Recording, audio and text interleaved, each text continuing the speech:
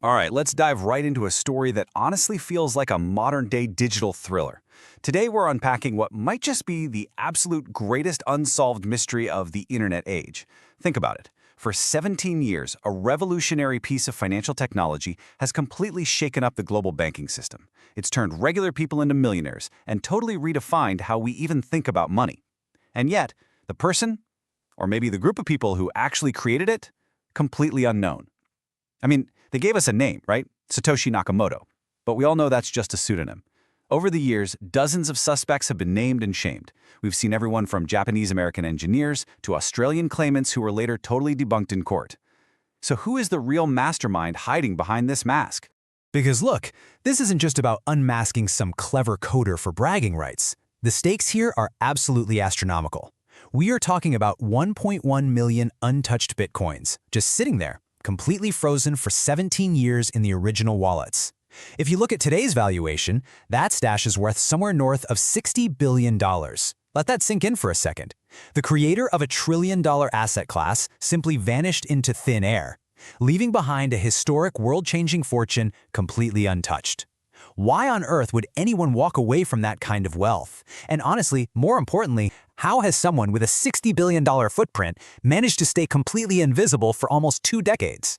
Well, that brings us to a massive breakthrough. On April 8, 2026, the New York Times published an absolute bombshell of an investigation.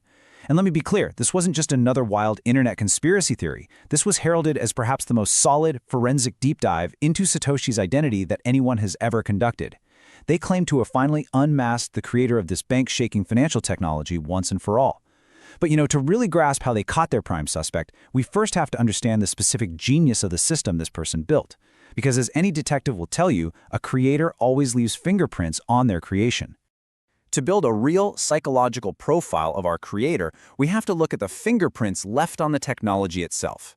Satoshi's brilliant solution to the notorious double spending problem was, of course, the blockchain. By designing a decentralized public ledger maintained by thousands of distributed nodes, this creator engineered a system that is fundamentally hostile to government control, banks, and middlemen. It reveals someone who didn't just deeply understand cryptography, but also possessed a fierce ideological desire to build an architecture completely resistant to central authority. Satoshi essentially designed a 3-step fortress to keep this new money safe from both hackers and inflation. First up, a trustless peer-to-peer network where everyone verifies everyone else. Second, proof of work, which basically forces computers to solve incredibly complex math puzzles to process transactions and earn new coins. That ensures nobody can just instantly spin up fake ones out of thin air. And third, a hard cap. There will only ever be 21 million bitcoins, period. No central bank can just decide to print more. Whoever designed this had an incredibly deep intersectional understanding of cryptography, computer science, and game theory economics.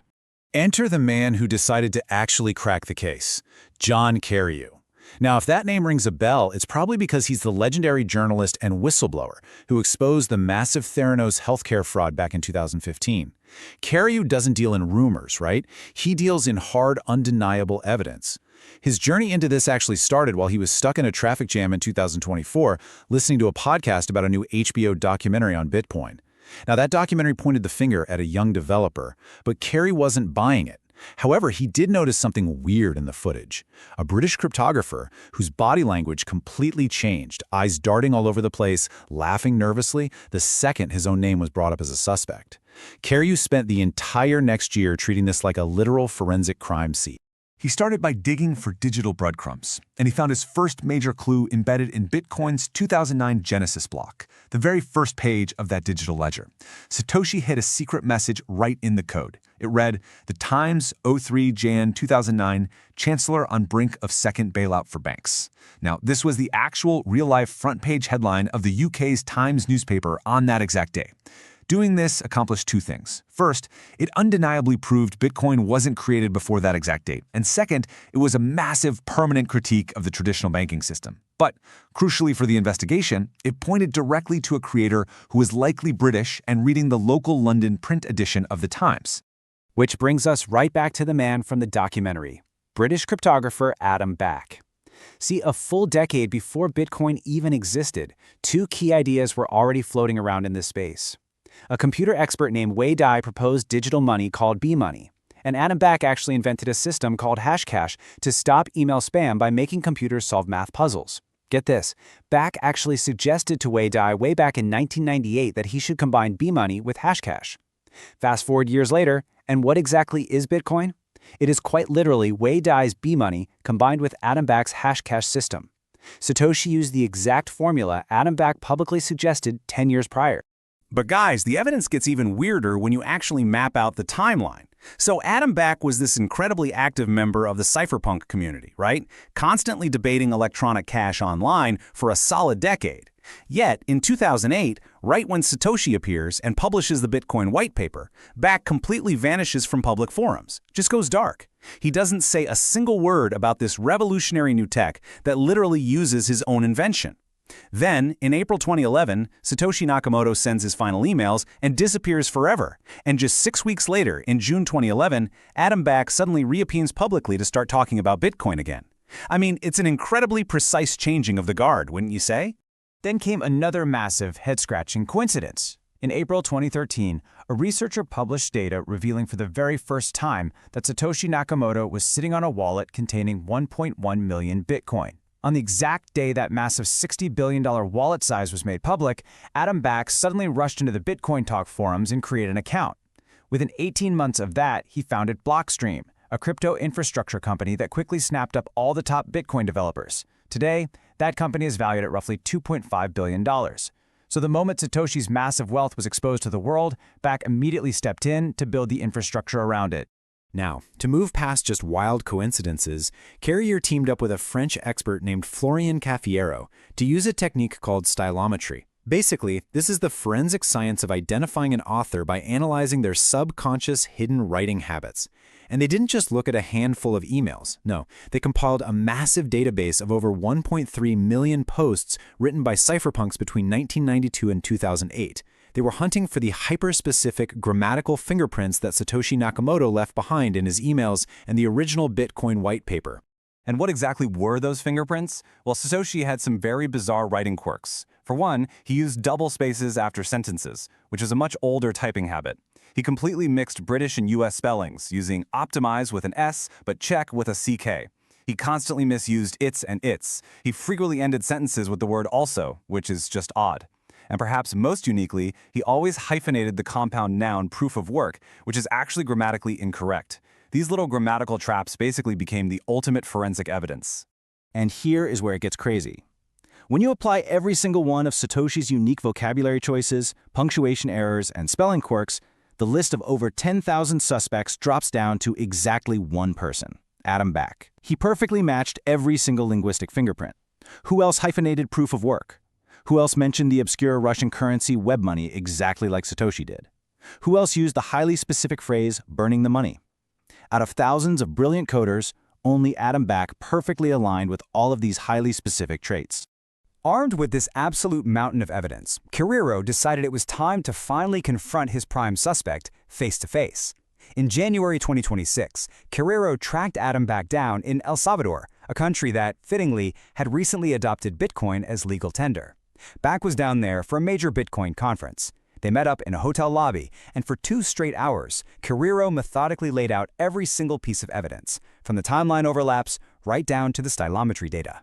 You can imagine the tension in that room was just palpable. As Carriero pushed him into a corner with the data, Back grew visibly uncomfortable. And then, we get to the climax of the interview, the moment where the mask seemingly slipped.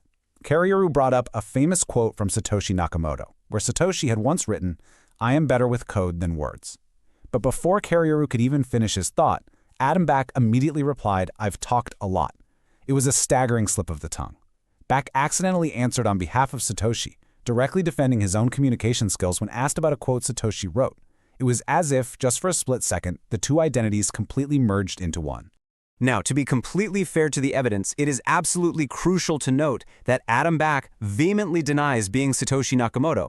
When presented with the entirety of this New York Times investigation, Back delivered a very legally careful denial on screen, saying, "Clearly, I am not Satoshi. That's my position. And it's true as well for what it's worth."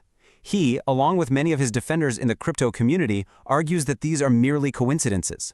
Their counterargument is that since Back was an early pioneer in the exact same field of cryptography, it's totally natural that they would share similar ideas, terminologies, and even writing styles. And just to ensure a completely thorough investigation, Carrier also methodically eliminated all the other major suspects that were favored by the internet in that recent HBO documentary. Take Hal Finney, a hugely popular suspect. He was actually photographed running a 10-mile race at the exact timestamp Satoshi was answering emails, and tragically passed away before Satoshi's final known email. Len Sossaman passed away in 2011, completely ruling him out. Peter Todd was simply too young and was proven to be out skiing during key Satoshi forum posts. And Nick Szabo fundamentally lacked the basic modern tech knowledge required to actually code Bitcoin. Every other major suspect had a rock-solid, hard alibi. But you know, perhaps the true power of Bitcoin lies in the beautiful irony of this entire mystery. There is a very famous saying in the crypto community, "We are all Satoshi." Ultimately, it actually doesn't matter who wrote the original code. Whether it was Adam Back, a collective of developers, or someone we haven't even named yet. The system was designed so perfectly that it literally doesn't need a leader. The code just runs itself, immune to censorship, immune to tampering, and completely immune to the whims of its own creator. So look at the timeline, look at the 1.1 million frozen Bitcoins, the highly specific linguistic traps, and that incredibly tense slip of the tongue down in El Salvador. We've laid out the forensic evidence straight from the source material for you. So I'm passing the final judgment to you. Is the greatest internet mystery finally solved? Is Adam Back the hidden architect of modern digital finance? Or is this all just an incredibly elaborate string of wild coincidences?